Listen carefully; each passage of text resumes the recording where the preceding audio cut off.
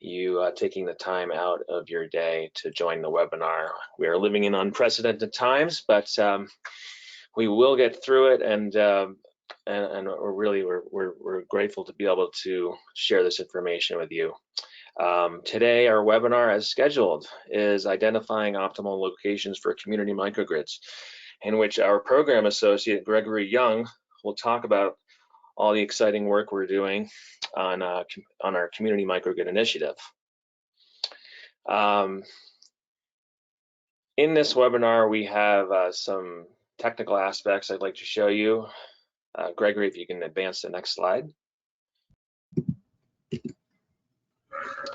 The recording and the slides that Gregory will be presenting will be sent to all registered attendees within the next few days.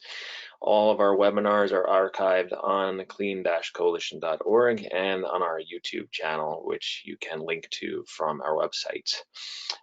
We will have a Q&A session for Gregory, in which I will read aloud some of the questions that come in. You can enter them into the questions box in the GoToWebinar control panel. Please do so at any time a question comes to you during the webinar. Don't feel like you have to wait until the end, and we will collect them all and try to get to most of them. And if you have any other questions, general questions about the Clean Coalition or our webinars, you can email me at josh@clean-coalition.org. So today's presenter, like I said, is Gregory Young. He's a program associate here at the Clean Coalition. Gregory has worked with several nonprofits and community-based organizations in developing planning processes to help build resilience and for disadvantaged populations. Universalizing local renewable energy resources has been an ongoing passion for Gregory, especially as more of the world's population transitions to urban environments. Gregory received the BA in psychology at the University of Colorado Boulder and is currently pursuing an MA in urban sustainability at Antioch University in LA, with a focus on the world's dual challenges of climate change and inequality. So right now, I'm going to hand it off to Gregory for his presentation. Good morning, everyone. Thank you so much, like Josh said, for taking the time this morning to attend with everything going on in the world today. Wish everyone is staying healthy and safe. So with that, I'm going to jump right into my presentation. I'm going to do a brief overview of what to expect. So kind of a review of the agenda today. I'm going to start, with briefly going over the Clean Coalition's mission, and then our Goleta Load Pocket Community Microgrid initiative. I'm going to briefly talk about my graduate studies in urban sustainability and the geographic information systems, also known as GIS studies that I have done and am doing. And then third, I'm going to jump right into the Community Microgrid Suitability model, which is the main focus of this presentation. So this is going to be the bulk of bulk of information that you'll be seeing today. And then we'll move right into the model's replicability, which is vastly important for being able to extend this model and the ability to use this information throughout any service territory that has the data available.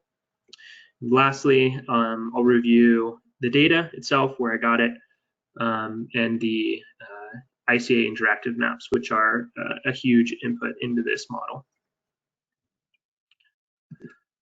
So, Clean Coalition's mission is to accelerate the transition to renewable energy in a modern grid through technical policy and project development expertise. The Clean Coalition's our main goal is to reach the 100% renewable energy. We believe that we will get there. And when we do, 25% will be local and interconnected within the distribution grid, which will bring a vast amount of resilience to the distribution grid, and while also 75% will be remote, fully dependent on the transmission grid for serving loads. Our Community Microgrid initiative is a new approach for designing and operating an electric grid, which is stacked with local renewables and staged for resilience. Some of these key features of community microgrids include a targeted and coordinated distribution grid area, and ultimately including a transmission to distribution substation that sets the stage for a distribution system operator, DSO performance. And it also utilizes the existing distribution grid infrastructure while also including high penetrations of local renewables and other distributed energy resources such as energy storage and demand response. And very importantly, it sets a stage capability for indefinite renewables-driven backup power for critical community facilities.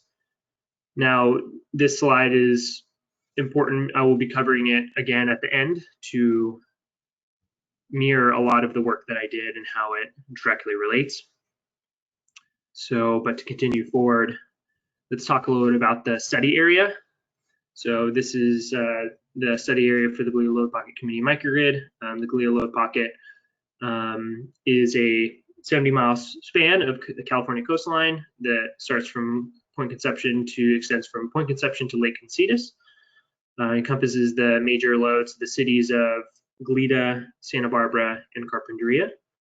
This area, this region is, very highly transmission vulnerable and disaster prone, particularly to fires and landslides, earthquakes. Seen in the past couple of years, almost all of those, specifically fires with the Thomas Fire and debris flows with the Montecito debris flows. And we see we've done the analysis, and we see that what is needed to provide a complete transmission or to provide 100% protection to a complete transmission outage, we see that we need 200 megawatts of solar and 400 megawatt hours of energy storage. And so you'll see here the purple line is the transmission line that extends, from Ventura down south up through the backsides of the San Ynez Mountains, and then curves around over the mountains and down into the Goleta substation. The Goleta Load Pocket is essentially not named after the city of Goleta, but instead after the main transmission to distribution substation, the Goleta substation. And so, like I mentioned, with solving for 100% protection to the Goleta Load Pocket, we need 200 megawatts of solar and 400 megawatt hours of energy storage. To put this into perspective, 200 megawatts of solar may seem like a lot, but it's about 5 times the amount of solar currently deployed in the Goleta Load Pocket. And in terms of how we're going to get it, it's mostly going to be on commercial scale built environments, so like parking lots, parking structures, and rooftops. And 200 megawatts represents only about 7% of the technical siting potential. So about 1 out of every 15 rooftops, parking lots, and parking structures.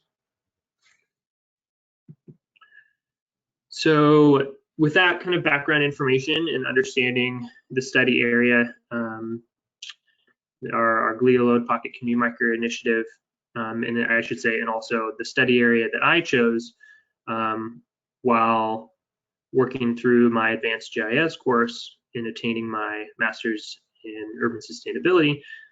So I focused heavily on this Goleta Load Pocket area and integrated it into my final project. So you'll see here this image is looking directly from a high vantage point at the Goleta substation. You can't really see it. It's kind of off in the hills there.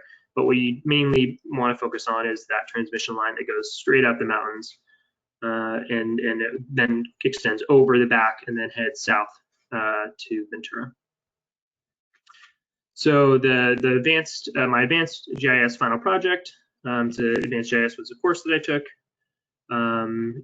Finished it a couple months ago, and the final project that I completed, essentially the name of it was locating suitable community microgrid regions. I found the study area to be really important because Southern California Edison, SCE, made a really strong statement in 2019 Due to the rugged mountainous terrain, any required repair and replacement of transmission lines and transmission towers could take up to several weeks if a natural disaster such as a landslide or earthquake occurred. Significant statement that marks the vulnerability of this transmission line and the extreme need for a solution. One of the first maps I created in my GIS education was this fire threat map. A lot of people are very familiar with the Tier 3 and Tier 2 fire threat maps that are available on the CPUC's, California Public Utilities Commission's website.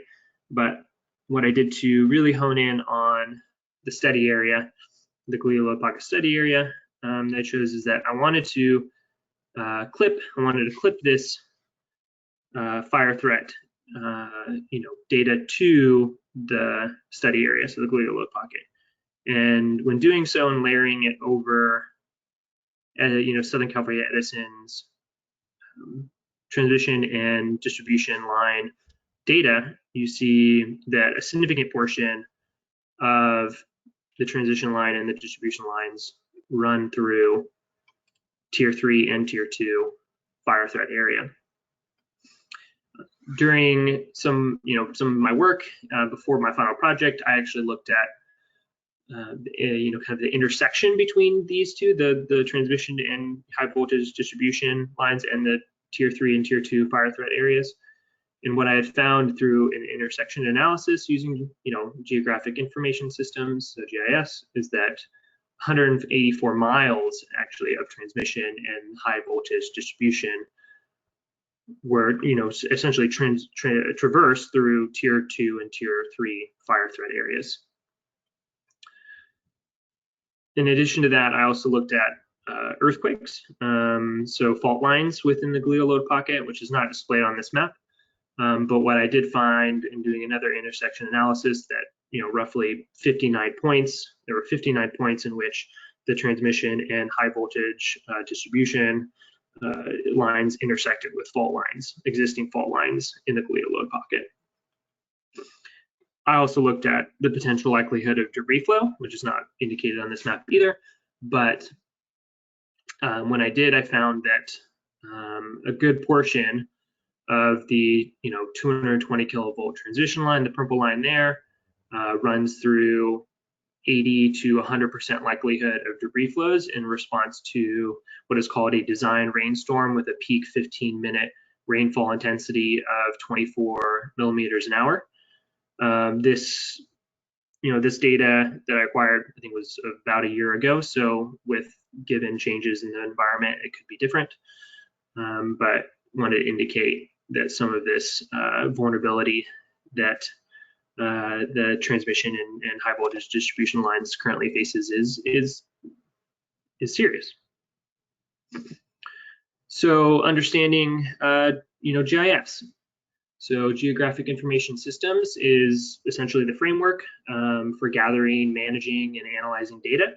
GIS is rooted in the science of geography and integrates many types of data. It analyzes spatial location and organizes layers of information into pretty pictures, so visualizations using maps and 3D scenes. Allows for a very deep insight into data, such as patterns and relationships and situations, really helping users make much smarter decisions in their planning processes. The software that I used to use this framework is ArcGIS Pro. A lot of folks are switching from ArcMap, which is software by ArcGIS, to ArcGIS Pro. ArcGIS Pro is the next step forward for ArcGIS. ArcGIS Pro is really an application for building maps in 2D and 3D, analyzing data and authoring geographic knowledge. It really gives the user the power to examine relationships, test predictions, and really ultimately, again, make much better decisions. Within ArcGIS Pro, there is a visual programming language known as Model Builder. and it's used for building geoprocessing workflows. It's used to create a variety of different models for application in a variety of different ways. I specifically used it for this final project. I used a suitability model. I built a suitability model in Model Builder. Essentially, what Model Builder shows is that essentially a whole model is represented as a diagram that chains together sequences of processes and geoprocessing tools, using the output of one process as the input to another process. So very flows very well. And I'll show a picture of what that looks like in the next coming slides. But what a suitability model is, and what it can be created in Model Builder. What it is, though, is a very common application within an ArcGIS, the ArcGIS Spatial Analyst extension. So it's a specific extension of the software, and can solve a variety of problems, from where to site housing development, where to locate a new ski area, where to deploy troops for a military operation, where to locate firefighting crews to best fight fires in the dry season. But specifically for this study, this project that I did, it's for locating suitable community microgrid regions. This is exactly what a suitability model looks like. And this is the layout of Model Builder, as you see here. Some very good points to take in when looking at this, because I'm sure it's very difficult to see, one, and two, not a lot of people will be able to understand. So let me just throw some things down really quickly so it helps people grasp what they're looking at. You'll see, this model is broken up into three main submodels, essential for the design of the model. I'll be talking about it in future slides, but one of the main submodels is critical community facility, a critical community facility submodel. Two is a PV integration submodel, or community microgrid integration submodel, and three, low income community submodel. More directly, the blue ovals that you see are data inputs. So where data that I have collected to build the model start. It's pretty much the starting point of the submodel. The yellow squares are geoprocessing tools, so tools that I used to analyze the data, to shift, change, alter the data. And three, the green ovals are data outputs. So from the geoprocessing tools that are also, as I mentioned before, used as inputs for other geoprocessing tools.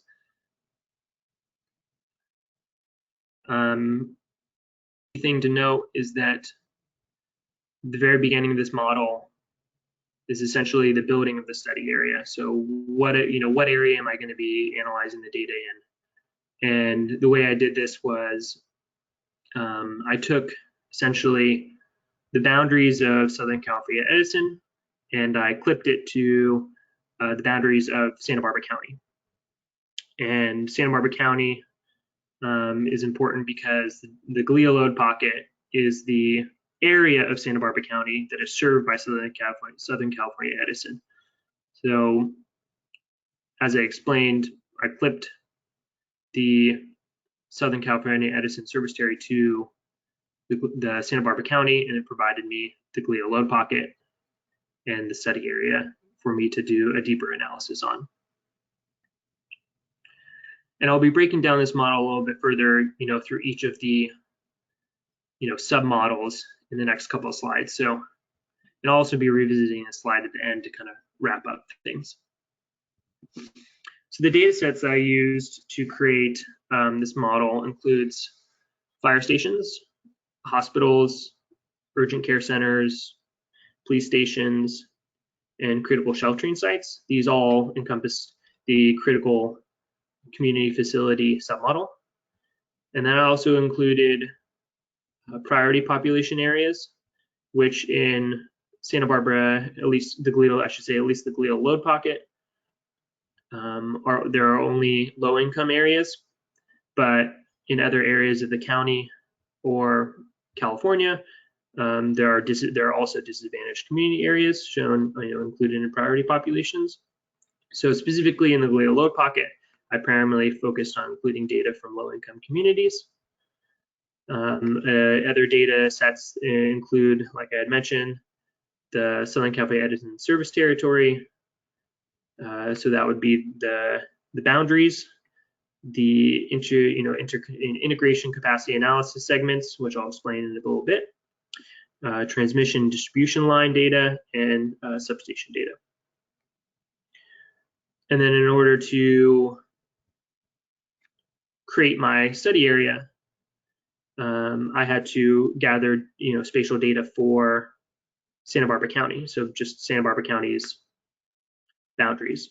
In doing so, I used data from Southern California Association of Governments, so SCAG. And then, as I mentioned before as well, in order to show the importance of the fire threat areas, I gathered data from the California Public Utilities Commission's website for Tier 2 and Tier 3 fire threat areas. And then lastly, I included a data set that I created of solar sighting survey points, and I'll explain that in the next couple slides as well. So to understand the critical community facilities that I chose, I derived the data from Homeland Infrastructure Foundation level data, so Homeland Security's website. And to be specific, because data can change depending on where you draw it from. The fire stations are noted as any locations where firefighters are stationed or based out of, or where their equipment that such personnel use in carrying out their jobs is stored for ready use. Hospitals specifically include based only on, the hospital facilities included are based only on data acquired from various state departments or federal sources. And then urgent care centers are really any location that is capable of providing emergency medical care and must provide emergency medical treatment beyond what can normally be provided by an EMS unit. You must be able to perform surgery, must be able to provide recuperative care beyond what is normally provided by a doctor's office. And then police stations, you'll see sheriff departments, police departments, patrol stations, and highway patrol stations and jails. And then critical sheltering sites is key. These facilities designated as shelter, so these are specifically designated as a shelter by either the Federal Emergency Management Association or Agency, so FEMA, or the American Red Cross. These are two models. You'll see it's two submodels. You'll see the top one is a critical community facility submodel, and the bottom one is a disadvantaged. So essentially, only for the Goleta low pocket would be low income submodel. And I won't go into describing the workflow here, but essentially what you're seeing is that I am taking the data and I'm attributing higher values to areas that are closer to critical community facilities. So the closer you get to critical community facilities, the higher value this model will provide. And then for the low-income communities, within a low-income community, will have a higher value than outside. But what you see here is essentially just the two data sources, so the critical community facilities and the low-income communities laid over each other. It's pretty messy because there are so many critical community facilities that I chose or that were provided using the data, and that if you look at the inset map there, you can get a better view of what you're looking at. The inset map is right next to the legend on the right-hand side.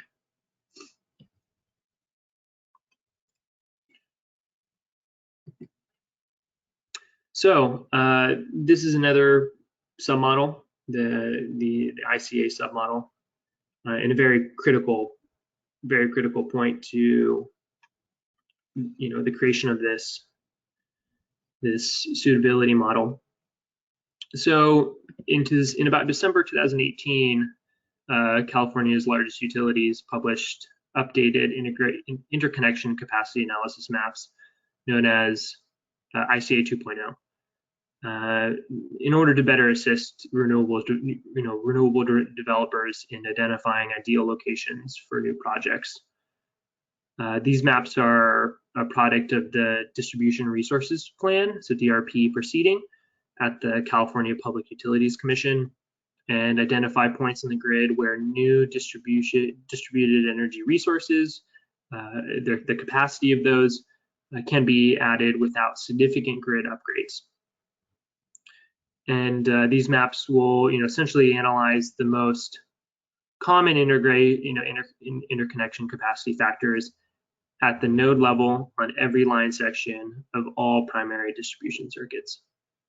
And they really provide a significant advancement in this area. They take a huge amount of risk and uncertainty out of DER project development, which will essentially result in more of these projects being built at lower cost.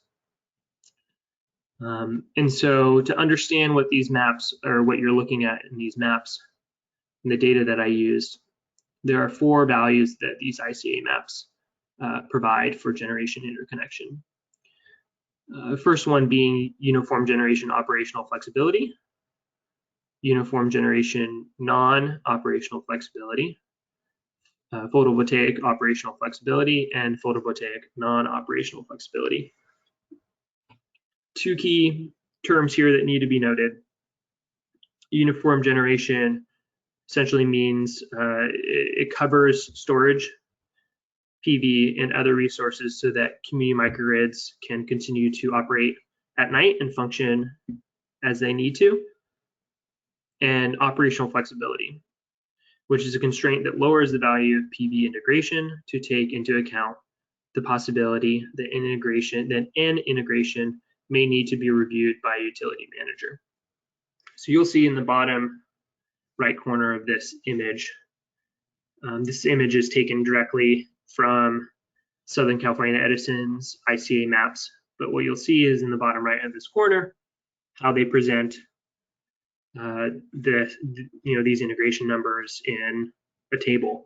And the number that I focused directly on, the value I focused directly on in creating this model, is the uniform generation non-op flex. And uniform generation, like I said, covers all the resources so that community microgrids can operate. And I discluded non-op flex.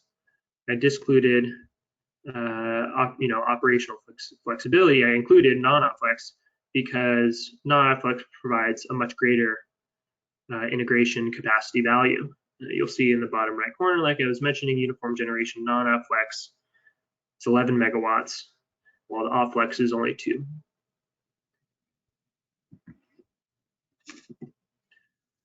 So you'll see here, this is a map I created using Southern California Edison's non-op flex uniform generation values. On the top there is the submodel, and the map here shows in a kind of color descending format, a red being lower values, dark green being higher values of integration capacity as it flows throughout the Goleta load pocket.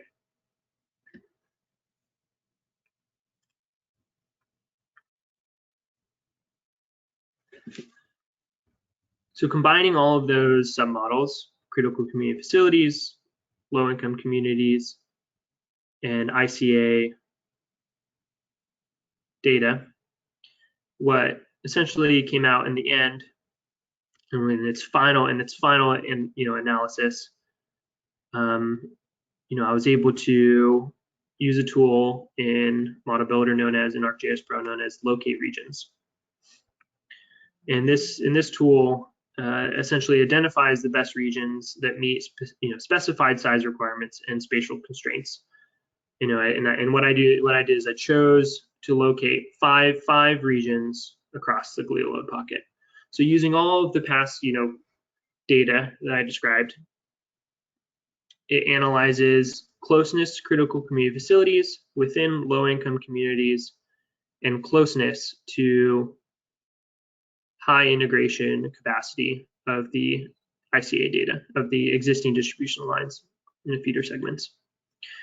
And so including all of that data and analyzing it so that the values are best as I had described, it produces a heat map.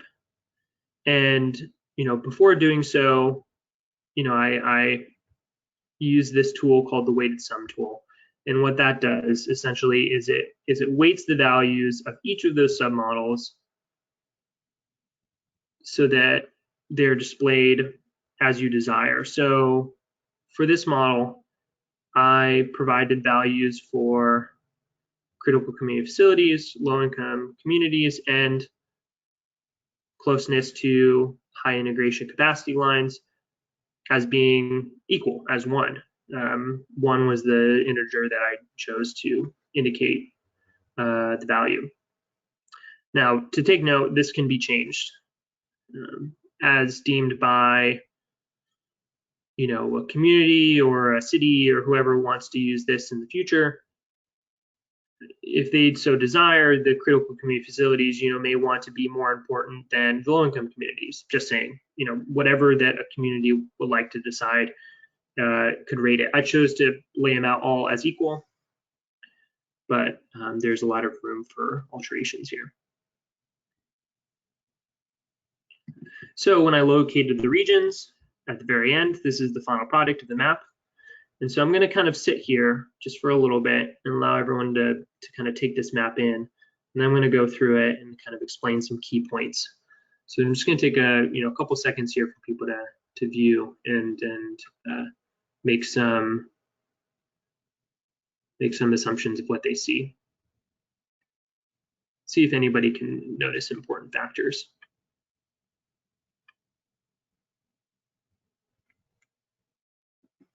So in the legend in the bottom left corner, it shows all the elements of the map. And what I chose to do with this final map layer was I chose to lay over the ICA uniform generation non-outflex values. So that's why you see a bunch of the squiggly lines all over the map. Those are the ICA uniform generation non-outflex values.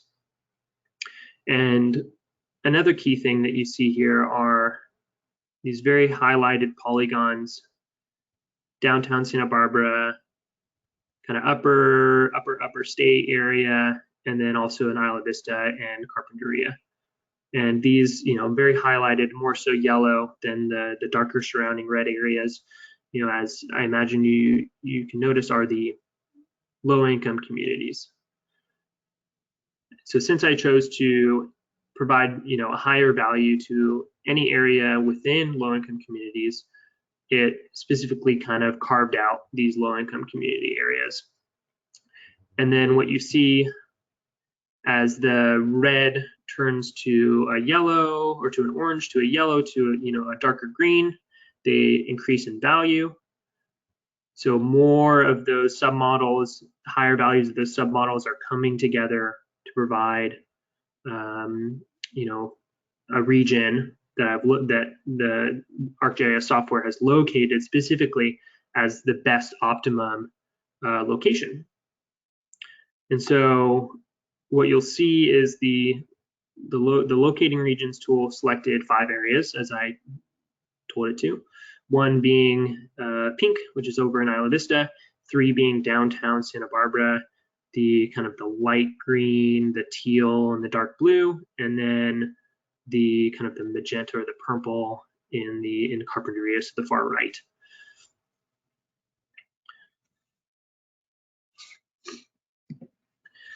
Now, in addition to creating that final map, I had previously produced a solar sighting survey as part of a fieldwork class that I had done, in which I wanted to cite the total technical siting potential within the Goleta load pocket, the total technical solar siting potential within the Goleta load pocket.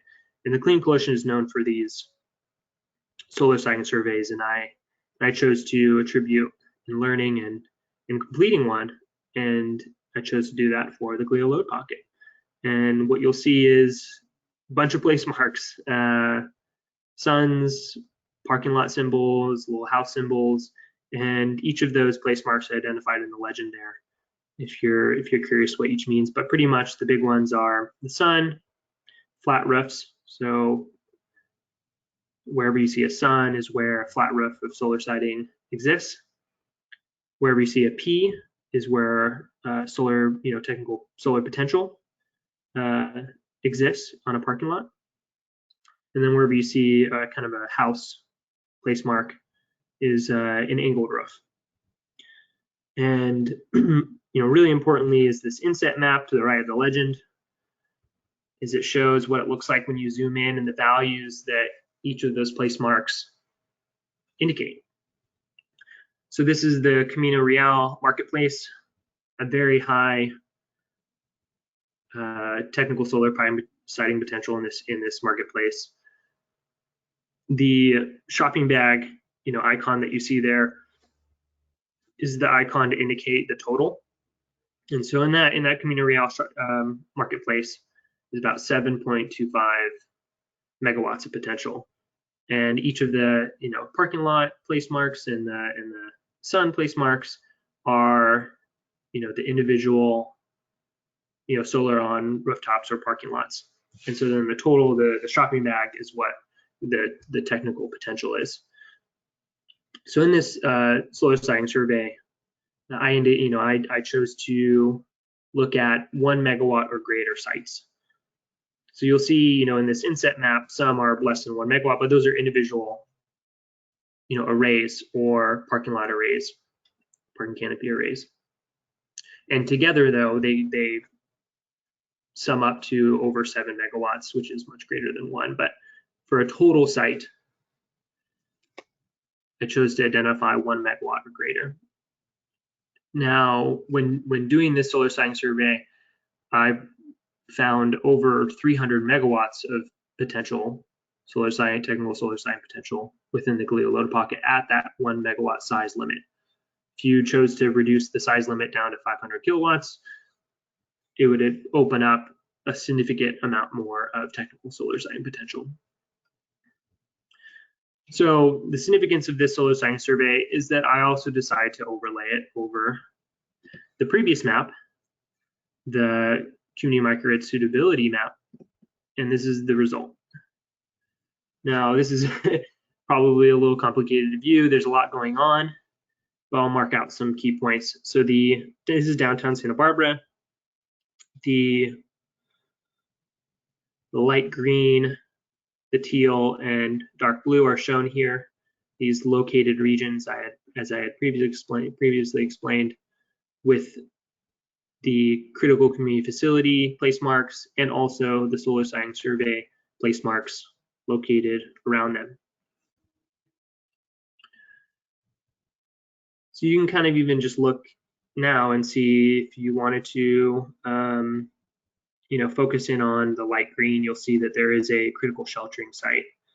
The purple little house there with the flag on top is noted as a critical shelter. And then the surrounding place marks are the siting potential at the end, and they're provided given values in the inset map. So the inset map in the bottom right corner now shows that there's significant values of possible potential technical solar siting integration. In combination, this region was selected because it also was in a low-income community, and it also has ICA feeder lines with high integration values. So as indicated by like the dark green lines. So in that inset map in the bottom right, it satisfies all of the criteria that I laid out critical community facilities within low-income communities, and closeness to high integration capacity lines. So this can help planners understand quickly and efficiently where community microgrids could be formed in order to provide resilience to critical community facilities, and then essentially how much solar could be integrated in those same areas. An important thing to note, though, is that more regions could be located. If I chose to alter the model, I could change from 5 to 8 to 10 regions if I desired. The model is really flexible in that way. You can change a lot of factors to the needs of the community or the city that is using this. And also, in addition, once you've located these regions, you could also dive into the specific regions and then cite everything within that region. So you could cite the technical solar siting potential within that region too. Since I did the solar siting survey before I did the community microgrid suitability model, this ended up being the result. But a lot of critical community facilities, as I indicate here, have some solar siting potential around them, but I didn't specifically choose to solar site each critical community facility. But now with a more targeted approach, you could dive in and site each critical community facility and existing building within the located regions. So here again is the model. Wanted to kind of jump back to it and reflect on it. The great thing about ArcGIS is that the model can be shared. So this whole thing can be pretty much dropped into someone's inbox and sent out if they chose to, if they had the software to use it, if they had the ArcGIS license to use it. And then, I could share the data as well, and the data could then be used. And then even further, the model can be written into like a Python script to be, further, more efficiently used. And then really importantly, there's a huge amount of replicability in the model. If you wanted to choose to do this outside of the Goleta low pocket, it could be easily done. If you wanted to choose to do it, in another city or neighborhood or county within California, it could be done. But there are certain things to consider. So you would just swap out the study area boundaries, and then all the other data would clip immediately to the study area. So the model is efficient in the way that it can be just one data could be changed and it would reflect accordingly. Now, if you chose to do it in a different service provider territory other than Southern California Edison, you could do it in PG&E or San Diego Gas and Electric. You just need to swap out that data as well. And then now those are the really only two changing factors, because the data that I use for the critical community facilities and also the low-income communities is statewide. So the model would immediately just clip all of that data to the design study area, and you would have yourself the similar results, but according to the study area. And then, of course, the one thing that set itself aside is the solar siting survey. If that's desirable, the Clean Coalition can provide this service. Clean Coalition does this very effectively and efficiently. We've done solar siting surveys for multiple entities, one more so recently for the city of San Diego. And we did the solar siting survey and discovered over 500 megawatts for the city of San Diego. And so data like that could then be integrated and layered over top of this suitability map. And then, of course, lastly, every city maybe or county or whatnot may be different in wanting the criteria to be changed or shifted or weighted, the values to be weighted differently if they wanted critical community facilities to have a higher value than low income. If those facilities are more desirable to be have regions located next to them or community microgrids located next to them, then that could be, the weighted values could be changed. And so there's huge amounts of replicability here, and it can be done efficiently. And the big thing is this model is it's semi-automated, so that the model can just be run on its own as long as the desired data is input. And then lastly, I wanted to come back to this slide as a recap and share that by locating these regions using criteria previously, as I previously discussed, we are successfully locating a targeted and coordinated distribution grid area. So that satisfies that first bullet. By using the data, we are, by using the ICA data, we are utilizing the existing grid infrastructure, looking at the highest capacity for integrations. That satisfies the second bullet. By including, the Clean Coalition Solar Siting Survey methodology in this model, we are ensuring that the highest penetration, or a very high penetration of local renewables are included in this part of the planning process. This satisfies the third bullet. And the fourth, by including the critical community facilities as a criteria, as that submodel, we're ensuring that indefinite renewables-driven backup power that community microgrids can provide are being significantly utilized. And then lastly, the fifth bullet, along with community microgrids being a solution that can be readily extended throughout utility service territory, this community microgrid suitability model in locating these regions has the ability to also be replicated throughout a utility service territory, as long as the load serving entity releases this ICA data in the same way. And lastly, I'm going to just review quickly the data and information sources here. And this is a very valuable, I think, slide here. So this presentation will be provided right to everyone. So this includes these hyperlinks here that you can click on and find the data that I used for this model. It includes the critical community facility data, the priority populations map and data. You can download these directly from the website. And then there are the ICA maps. These are interactive maps that the investor-owned utilities, the big ones, is Southern California Edison, Pacific Gas and Electric, and SDG&E, San Diego Gas and Electric has provided. They come with their own different caveats, and I have listed them here. Southern California Edison maps, there's no registration required. You can just jump on and use these maps immediately.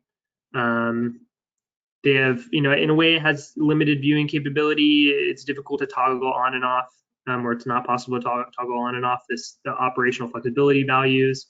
But you can still kind of see the non-operational flexibility values when you click on a feeder segment. It's just, map view, you can't toggle it on and off. And then the spatial data to download and use in software like ArcGIS, to my knowledge, I've only been able to find it directly through ArcGIS's web map, or in the ArcGIS Pro software geospatial portal. So this ArcGIS web map is actually a really key thing to point out, is that this is a web map that you can actually just search for data and apply it. You don't have to download anything. It's an interactive map that ArcGIS has provided, and you could essentially, you can't do any of the analysis that I have shown through the model, but you can layer different layers. You can take a deeper look at these ICA maps and layer different other layers on top of these maps. And then, PG&E has its own issues as well. You have to create a login for access. The user interface is a little bit difficult. But the positive thing is the spatial data can be downloaded straight from the interactive maps front page. Just in the top right corner, it's a download spatial data button, so they make it pretty easy there. For SDG&E, you have to register for access, and then they provide you access through like an email. It's kind of a process, but can be done. They email you a web link and a username and password and instructions on how to use it. And then the spatial data is not directly available through the ArcGIS web map, but you can download it once SDG&E has provided you access to their interactive ICA map. And then lastly, you'll see there Clean Coalition Solar Site Survey. So there's a hyperlink there that you can directly go to Clean Coalition Solar Site Survey webpage and learn more about what solar site surveys can offer. And that kind of wraps up my presentation. Sorry for going over a little bit, but I want to make sure we leave time for questions. Thanks, Gregory. Great job.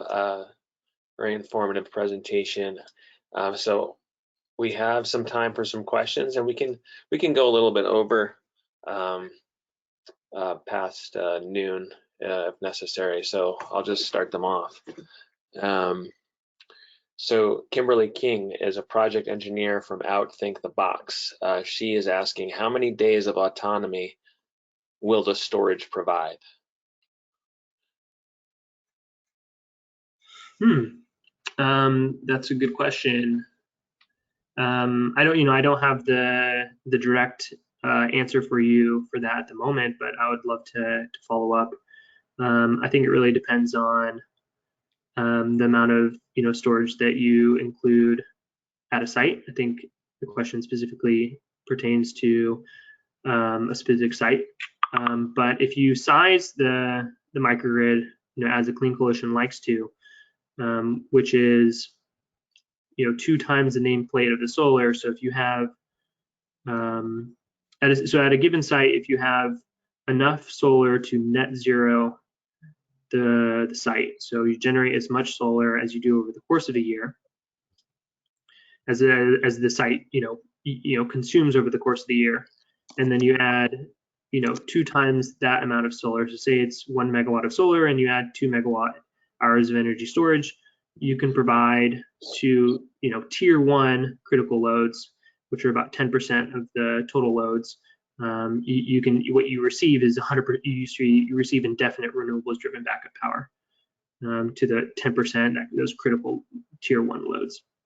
So I mean, I guess that answers your question a little bit more. So indefinite, depending on serving the 10% of the most critical loads. Great, thank you, Gregory. Mark Nelson out of Nevada. Mark is asking, can you clarify if the N2 is the double circuit 220 kV lines, or is it the 220s and the coastal 66 kV that are common corridor near Ventura?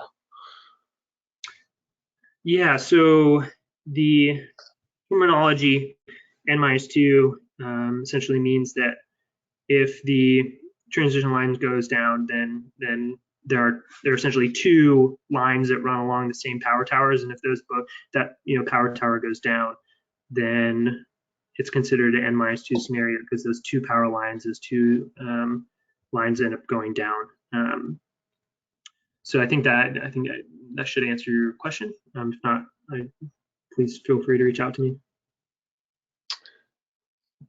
All right, so Mike McMahon out of Carlsbad, California is asking, how safe are transmission towers to earthquakes, winds, and fires? Yeah, I mean, I think they all provide different values of, safety or not safe. But given the location, the variability of safety probably changes. As Southern California Edison has stated that earthquakes and debris flows are an essential risk to the 220 transmission line that runs through the load pocket. So those are a big concern, and fires, of course, as it goes through tier 3 risk. So I would say very risky, very dangerous. So yeah. Great, thanks. Alice Sung in California is asking, what did you consider critical shelters? Can you list the types? For example, all public schools, and were there any private sector buildings? Yeah, so really good question. So for critical shelters, there are a lot of schools, some churches, and I can follow up with a greater list of more detail on that. But I'm going to just kind of go back a little bit and just explain. I think it's slide 14. When you get this deck, I'll just go back really quickly. So these are all, shelters designed, indicated by FEMA or Red Cross as sheltering sites. But when you go through the Homeland Infrastructure Foundation level data, the hyperlink, you'll see in much greater detail the critical facilities. And then if you specifically locate the data for critical sheltering sites, it provides the whole list. But off the top of my head, it indicates schools and churches and some event centers. And but what I can do is I can provide a whole list for you. I don't have every single one off the top of my head, but I can certainly follow up with you on that. All right, next question is from Daniel Genter, a program specialist at MCE. Daniel is asking, where were these critical facility data sets acquired from, and are they available for other California counties? Yeah, so good question. So I'll just stay on this slide here. It's derived from the Homeland Infrastructure Foundation level data set. And I'm just going to go back to that last page here. And if you just click on this hyperlink, it will take you to that web page and it'll show you where you can find that data set. It actually is provided to all of the United States. So it's a data set that encompasses the entire United States. And then I specifically just clipped it down to the study area. So in terms of replicability, if you wanted to look at a different study area, you could just clip it to the boundaries of your city or county, whatever you desired. But the hyperlink there should take you to what you're looking for. If you're having trouble and finding it further, I can help you locate it more clearly.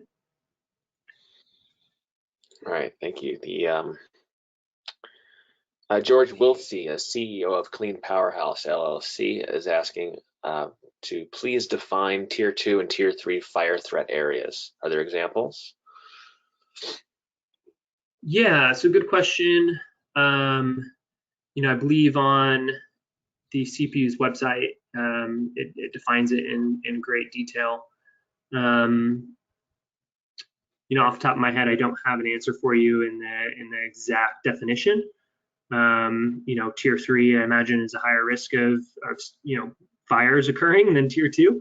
But whether it's percentages that you're looking for, or likelihood, chance of it occurring, percentages, then I'm not sure off the top of my head. But I'm sure that information is available on the California Public Utilities Commission website. Great, thank you. Phil Dillard out of San Francisco is asking where we can get an overview of the GIS tools. Yeah, let's see here. So if you're specifically looking at, see here, geoprocessing tools, so like the tools used to do the analysis in ArcGIS, then you can simply look on the ArcGIS's website. There's a lot of information that Esri, which is the kind of the main organization that organizes all of this stuff, and it has control over ArcGIS, publishes, that provide lots of information about their geoprocessing tools for the everyday user. Now, if you're looking more so into that this ArcGIS web map tool, then the hyperlink there will can take you directly to the web map, and it explains how to use the tool. There's an information page that allows you to understand how to use the web map. It's pretty intuitive, but it's useful obviously to look at some of the instructions they provide. So if those are I think those are one of the two tools you may be referring to. But if you're referring to a different, ArcGIS tool, feel free to reach out to me. Great, thank you. All right, so we have two questions that are complementary to each other, so I'm going to ask them together. They come from Peter Millman, who works for Connecticut PACE, and then Gene Okun from Microgrid Energy. They're asking, in a city or metro area, and is the unit of a community microgrid defined by substation, and is interconnection expected at substations or individual buildings? Yeah, so let me see if I can best answer that, and if I don't, then I can certainly follow up. But one of the key features of a community microgrid is that it's a targeted and coordinated distribution grid area that's served by one or more substations. So ideally, is ultimately including transmission to distribution substation. And so if that answers your question, great. If not, let's talk further. Community microgrid, the big key point to take away is it is targeted on that distribution grid area. Great, thank you. And did you answer the second part? Is interconnection expected at substations or individual buildings? Oh, thank you. Yeah, so interconnection would be for community microgrids, at individual buildings. So given that there is some sort of disaster per se, or energy would be cut off to a community microgrid would be able to provide 100% protection to the critical loads at within a distribution grid area. So you'd use devices like isolation switches to cut power to areas outside of a specific grid service area, and then using the existing distributed energy resources within that distribution grid area, that community microgrid area, you'd be able to provide that indefinite renewables driven backup power to critical community facilities, as I understand it. Great, thank you. Daniel Genter again from MCE is asking, is there a paper that you wrote that we could read to better understand your process? Ooh, yeah, I can certainly provide that. It was a paper that I wrote. It dives a lot more into the details of how the model was created and the tools that I used. This pairs well with the presentation that I submitted for the final project of the class. And the paper can be made, available if you're interested in reading it. I can make sure to send that out to you. Great. Greg Sarvas, Electrical Engineering Associate at LADWP, is asking, how difficult would it be for municipal utilities to adapt a tool without readily available ICA data? Yeah, so very good question. Hi Greg. To my knowledge, the tool would be able to be adapted very easily. Obviously one of the key features is using the ICA data so that you can locate where it would be best to integrate, desired PV or, DER resources. So what you'd essentially find if you use the model without that ICA data is you would find critical community facilities and low-income communities, and you locate the regions where closeness to those critical community facilities and within low-income communities or disadvantaged populations, wherever it may be, depending on the area that you're looking at, you'd notice that the combination of those two criteria would provide a heat map that would more so look at those two together and provide regions that would best suit those criteria. So it would provide you, say 2/3 of the model, the 1/3 being the ICA maps, it's pretty important, but it could be used, but the value of the model would be diminished, obviously, because it was a very integral part of the model. So yeah, it can be, so in short, yeah, it could be adapted without that data, perfectly fine. Just that submodel, that ICA submodel that created would just be disconnected from the rest of the model. You would just run the model and it wouldn't include that data.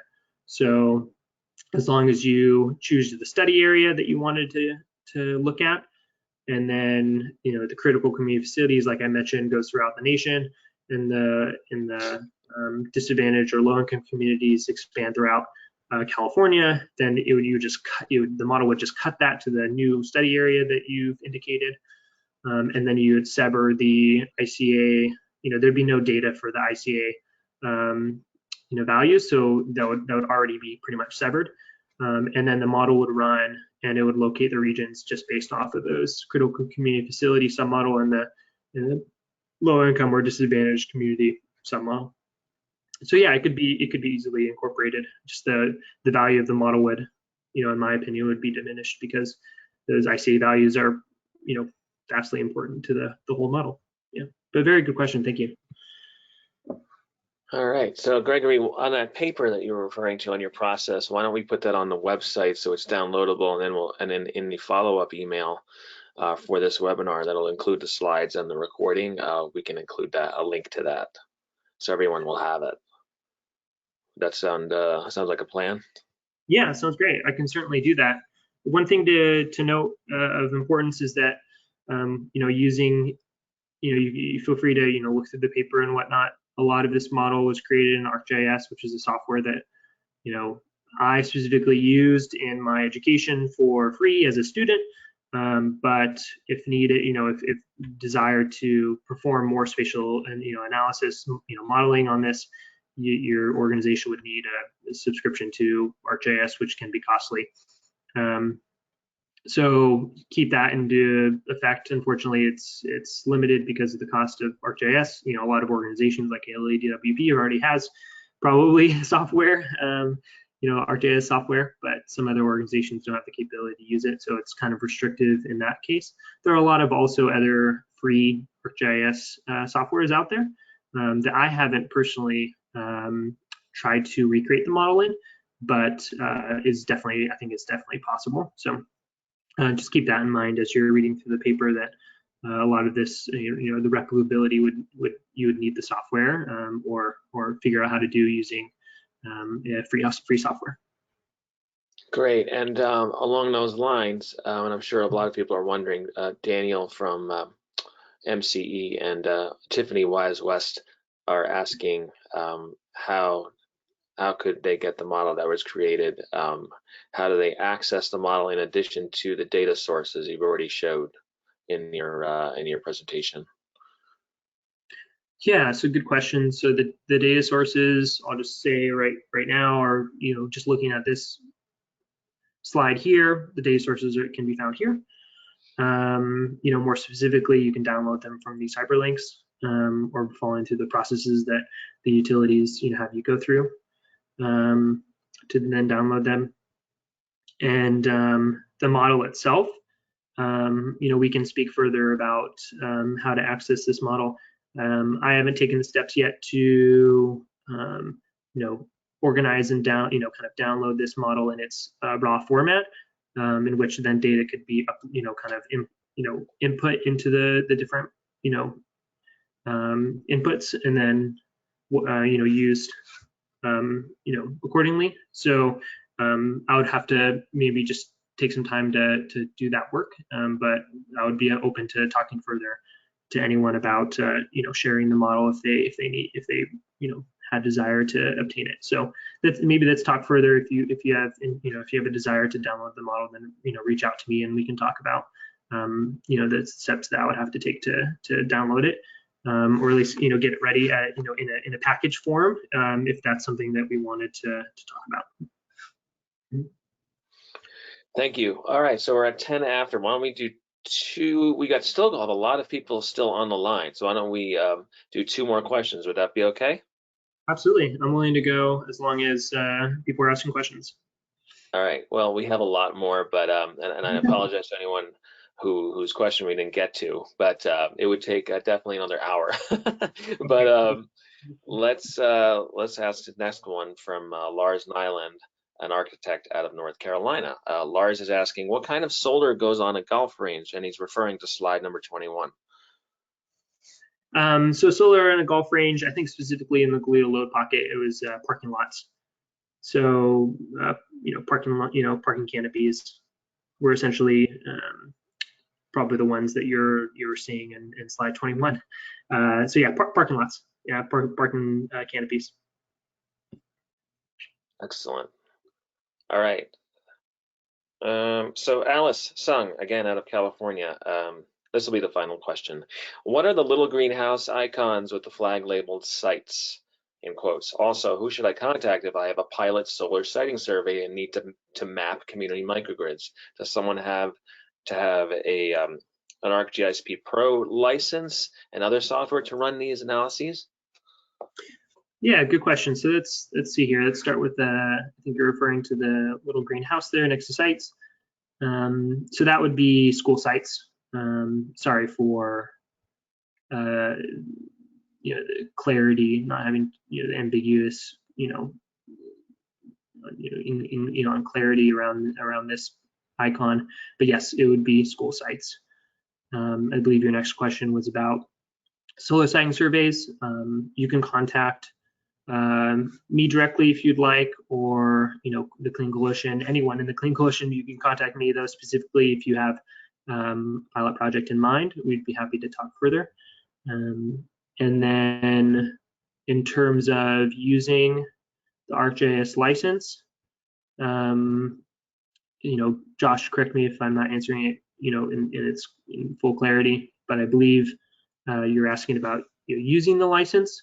I think you just want to look for more information on ArcGIS's website for all the information that you need in order to access a license. Well, I'm not sure, but I'll follow up with Alice and see if she needs any more further information on that. Okay. Sorry. Let me make one specific one specific answer to that question. So I'm glad I remembered. So you do not need a paid ArcGIS license to conduct a solar siting survey. Clean Coalition has a software that we've developed in-house that we conduct the solar siting surveys. So just by reaching out to us, we can talk further about performing a solar siting survey for the desired study area that you're looking at. But you don't need an ArcGIS license to do the solar siting survey. I just uploaded the data collected through the solar siting survey that I did for the Clean Coalition into ArcGIS so that I could work everything off of one software, off of one kind of hub. Perfect. Thank you. Mm-hmm. And that's about it for the presentation and the Q&A. Thank you very much, everybody, once again, for taking time out of your schedule. And stay healthy and get outside whenever possible in the fresh air. And, of course, isolate yourself as much as possible. And I just want to quickly show you on our website some resources that we have pertaining to this webinar. First of all, if you do have any further questions, on that screen right now is Gregory's email. It's gregory@clean-coalition.org. That's gregory@clean-coalition.org. Or you can go to our website, clean-coalition.org, which I'll show you right now. And we have the Goleta Low Pocket Community Microgrid information, which can be accessed in our Programs tab at the top there. And it's under our Community Microgrid Initiative menu. And further down is the Solar Siting Surveys page. For future events, including our next couple of webinars, you can go to the Events tab and go to Upcoming Events. We don't have those pages uploaded yet, but they will be coming very shortly. So once again, thank you, and thank you, Gregory, for the excellent presentation and Q&A session. You're welcome, Josh. Thank you, everyone, for taking the time this morning. Appreciate it. All right. Have a great day.